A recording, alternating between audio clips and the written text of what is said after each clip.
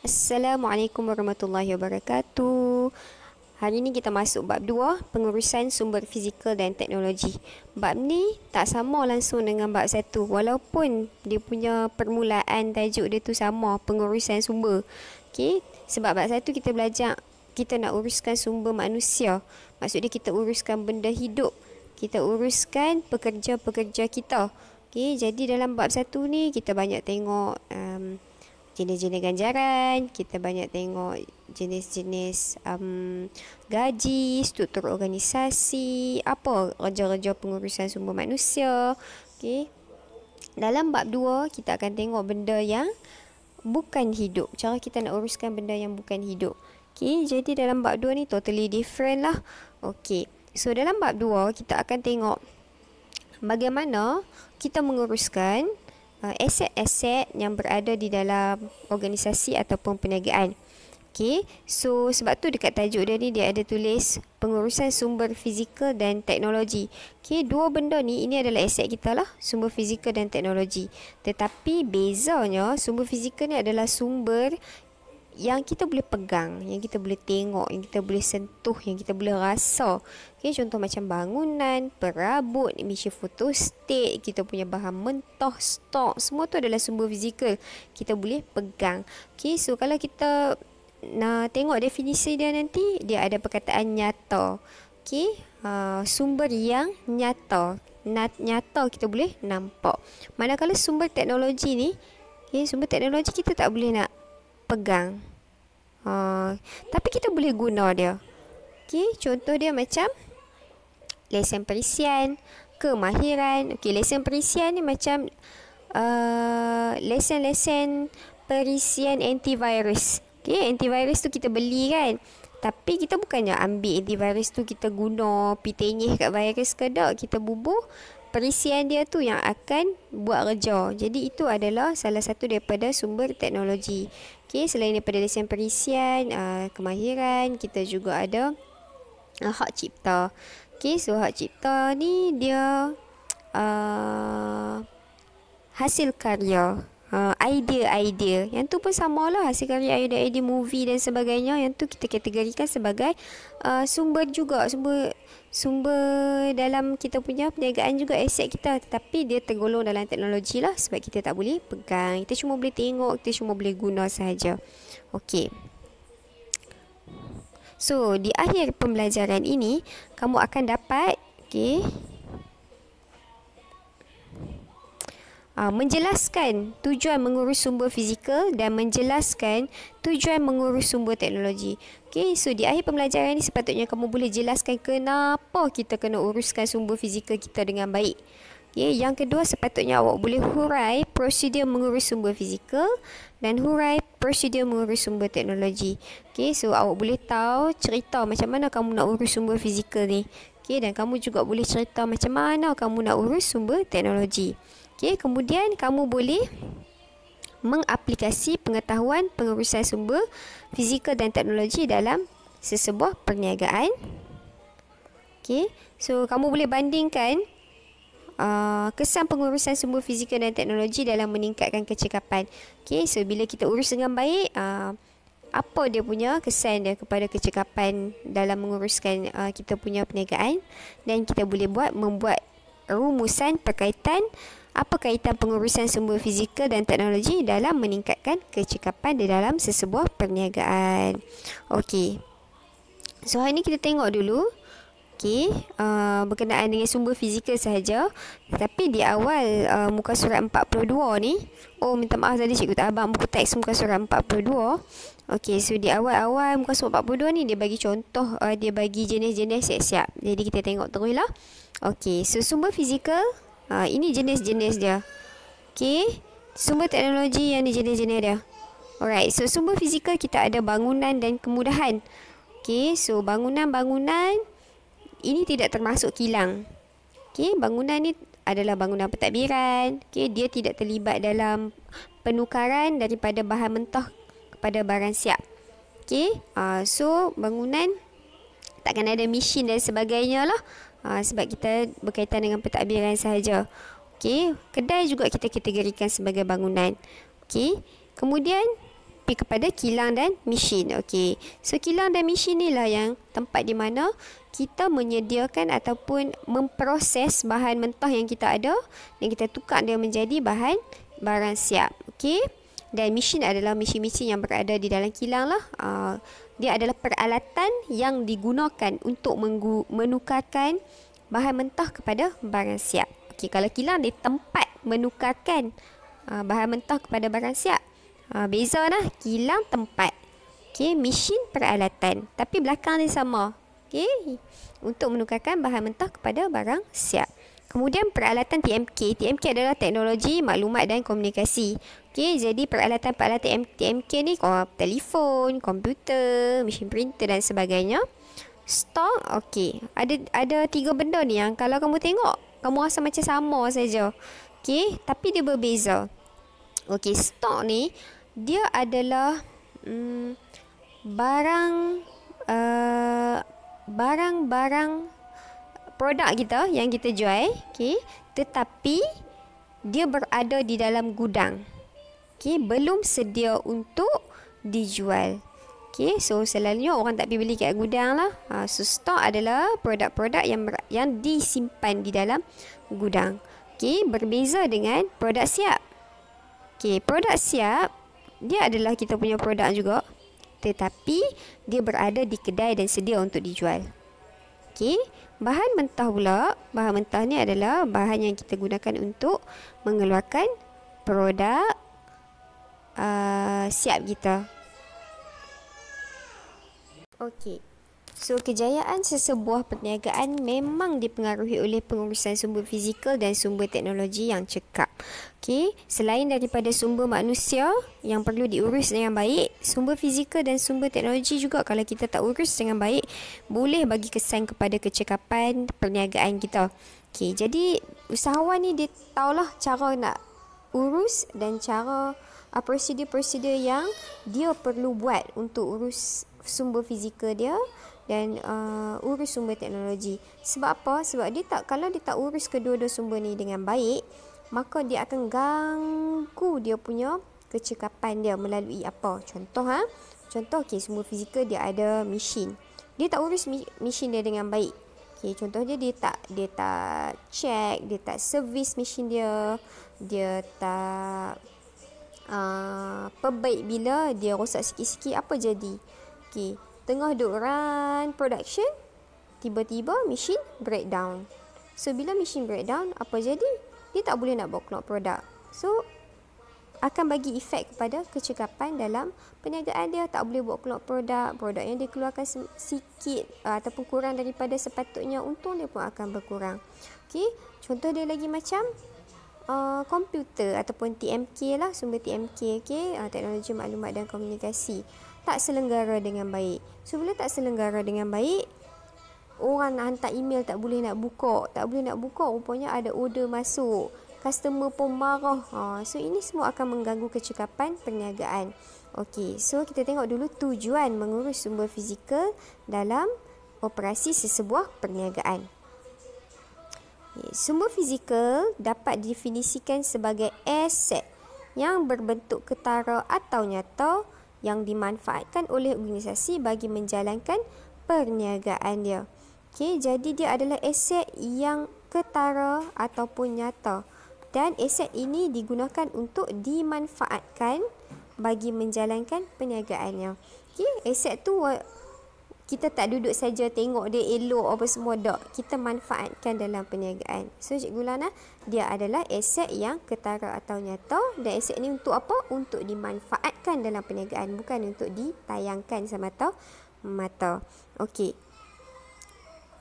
So, sumber fizikal dia bagi contoh kat sini seperti yang cikgu dah sebut, dan ada yang cikgu dah sebut, ada cikgu belum sebut. Contoh dia bahan mentah, produk siap, prasarana perkilangan, pejabat pentadbiran, perabot, komputer dan kenderaan. Apa-apa saja aset yang kita boleh pegang, yang kita boleh sentuh, yang nyata, kita kata itu sebagai sumber fizikal. Jadi sumber fizikal ada yang cikgu dah sebut dah tadi ni, bangunan dan kemudahan, kilang dan mesin, peralatan TMK, bahan mentah, stok dan produk siap. Jadi kita tengok gambaran secara nyata dalam buku teks muka surat 43. Ini adalah jenis sumber fizikal yang kita tengok tadi tapi berserta dengan gambar. Okey. Jadi yang pertama bangunan dan kemudahan. Okey, so bangunan dan kemudahan dia kata tempat menjalankan operasi perniagaan. Okey, tempat menjalankan operasi perniagaan. Okey, dan kemudahan pula merujuk kepada kelengkapan infrastruktur yang boleh membantu pengurusan perniagaan. Okey.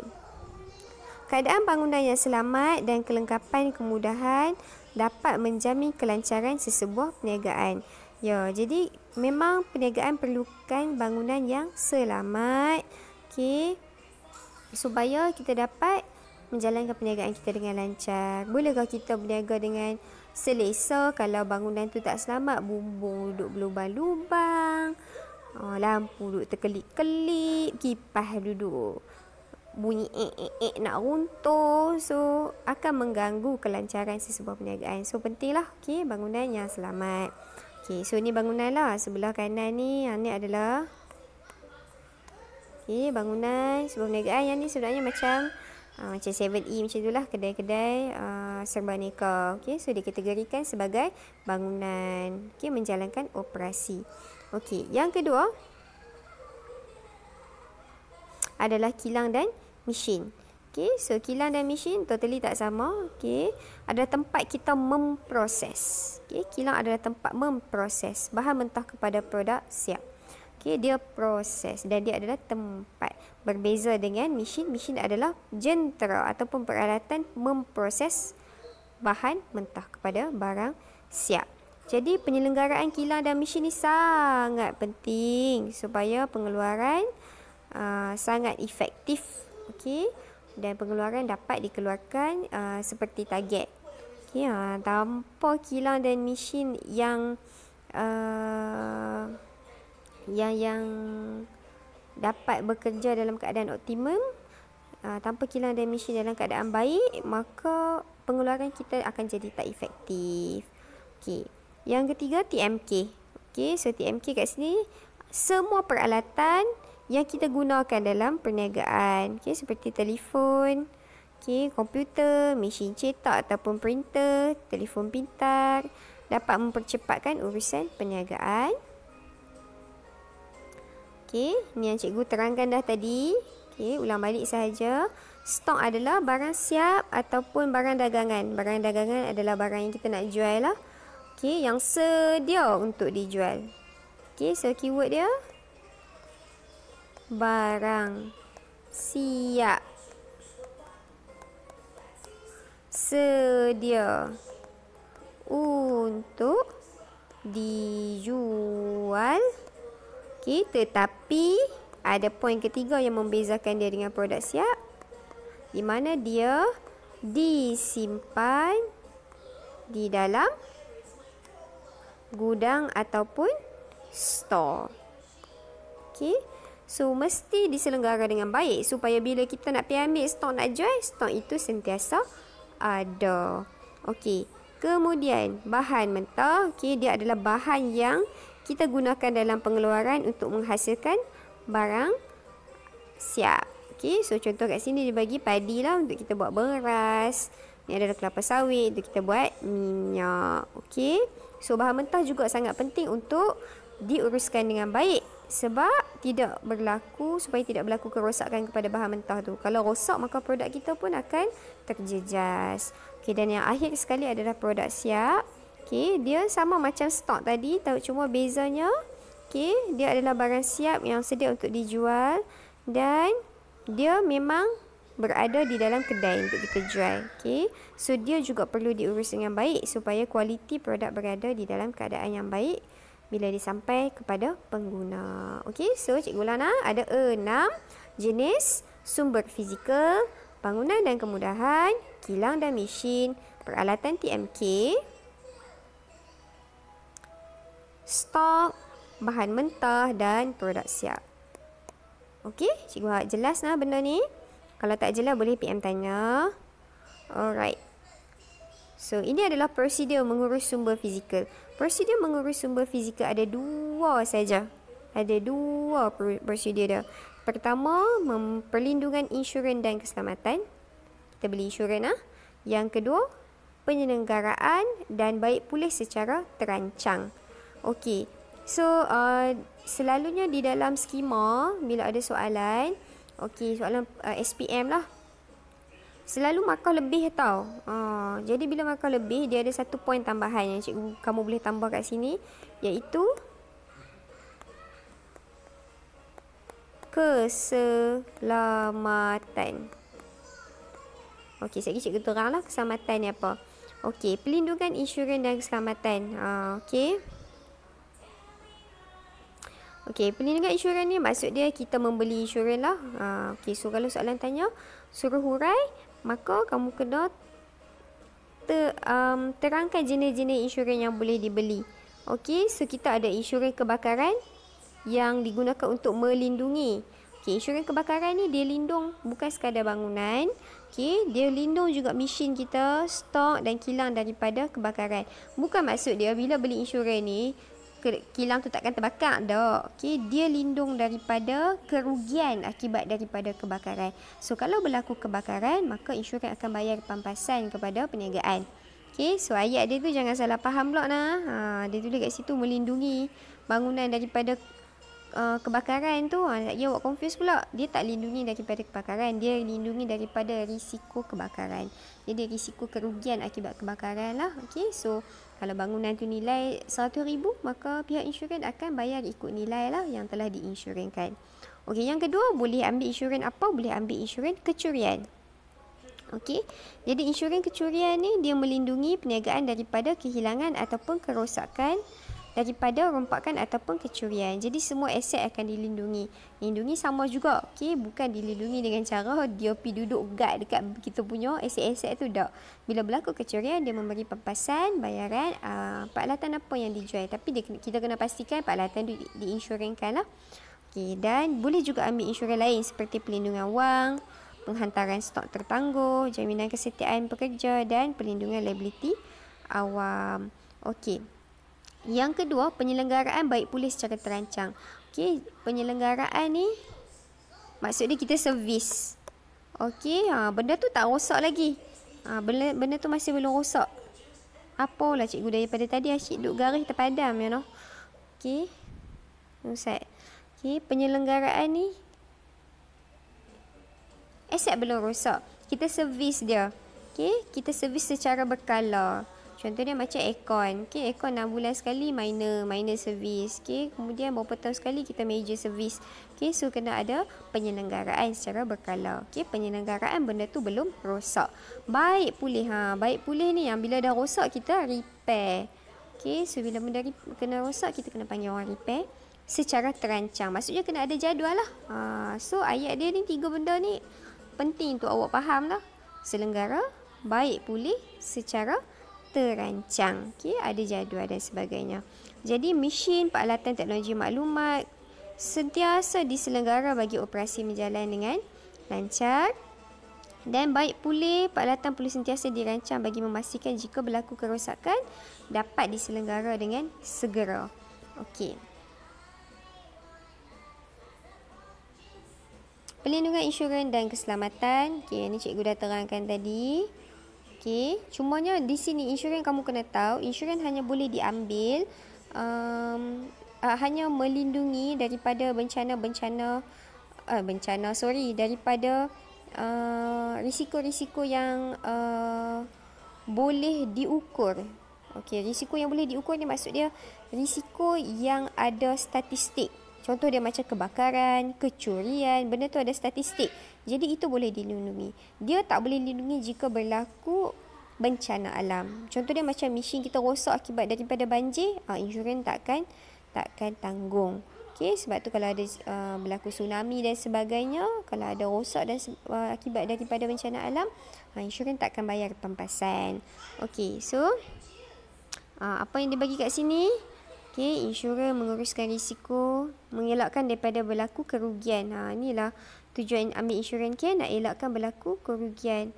Okey, so banyaklah insurans yang boleh diambil, okey, kebakaran, kecurian, penghantaran barang tertangguh, dan boleh juga ambil insurans untuk melindungi perniagaan dan pekerja seperti okey, bukan saja dia boleh lindung dia punya aset, dia juga boleh ambil seperti perlindungan wang, perlindungan penyakit berjangkit dan perlindungan penyakit kritikal. Okey, so di bahagian ni juga yang ni bahagian keselamatan cikgu abang tadi ni. Okey, bahagian keselamatan, bangunan dan kilang ni dilengkapi dengan alat pemadam api, CCTV, penggera dan laluan kecemasan. Okey, so perlindungan, insurans satu cerita, keselamatan ni satu cerita. Okey, so keselamatan ni lebih kepada keselamatan pekerja, keselamatan perniagaan lah. Okey, so kat sini kita nak lindungi pekerja dan kilang kita. Kita ada pemadam api, kamera yang tertutup, alat penggera dan laluan kecemasan. Okey. Dan pastikan semua mesin memenuhi piawaian keselamatan yang ditetapkan. Okey. Yang kedua, penyelenggaraan baik pulih secara terancang. Jadi apa yang kita boleh buat di sini? Okey. Penyelenggaraan dan baik pulih adalah gabungan tindakan teknikal dan pentadbiran. Sama ada kita nak kekalkan atau kita nak pulihkan sumber tersebut. Okey, kita nak kekal maksudnya kita nak maintain dia punya keadaan. Kita servis kan, aircon kita servis sebab kita nak maintain sejuk dia. Itu penyelenggaraan. Tapi baik pulih supaya dia dapat berfungsi dengan baik kembali bila berlaku sebarang kerosakan. Jadi apa tujuan dia? Tujuan dia ni untuk memastikan kelancaran produktiviti perniagaan. Okey. Jadi dia akan menjamin pengeluaran dan keuntungan perniagaan lah. Bila mesin terjaga, maka mesin akan dapat berfungsi dengan baik, pengeluaran akan berlaku secara efektif dan keuntungan kita dapat dijaga. Okey, so penyelenggaraan ni melibatkan kita sediakan jadual pemeriksaan. Pastikan kita elokkan peralatan kita daripada rosak. So check secara berkala dan kerja pembaikan perlu dilaksanakan bagi membaiki peralatan yang bermasalah. So ada gambarnya brother ni, dia duduk tengah selenggara. Ni pun nampak tu duduk tengah check lah tu. Okay, so selenggara dan baik pulih. Penting ayat belakang tu secara terancang, maksudnya ada jadual dan sebagainya. Okay. Alright, so tamatlah untuk pengurusan sumber fizikal. Okay. Jadi buat pelan-pelan soalan yang cikgu bagi ni sikit je. Ni sikit je, tak banyak. Okay. Soalan dia buat dalam buku teks pun okey, buat dalam buku teks. Tak boleh lah nak contoh. Okey, buatlah dalam buku kamu. Okey. Soalan 1, muka surat. Sorry, cikgu tak tunjuk dah. Muka surat 62. Soalan 1. Soalan 1. Soalan 2. Okey. 2 ni je lah. Sikit je. Tak buat kot tak tahulah. Nak kutip pun tak buat ni. Okey, so terima kasih sebab setia menunggu sampai hujungnya. Okey, so ingatlah buat 2 soalan ni. Okey, tarikh dia ada yang perlu disiapkan adalah sebelum hari Khamis ini. Okey, sebelum hari Khamis. Okey, so minta hantar di dalam grup Telegram kita. Okey, sekian sahaja. Terima kasih. Assalamualaikum warahmatullahi wabarakatuh.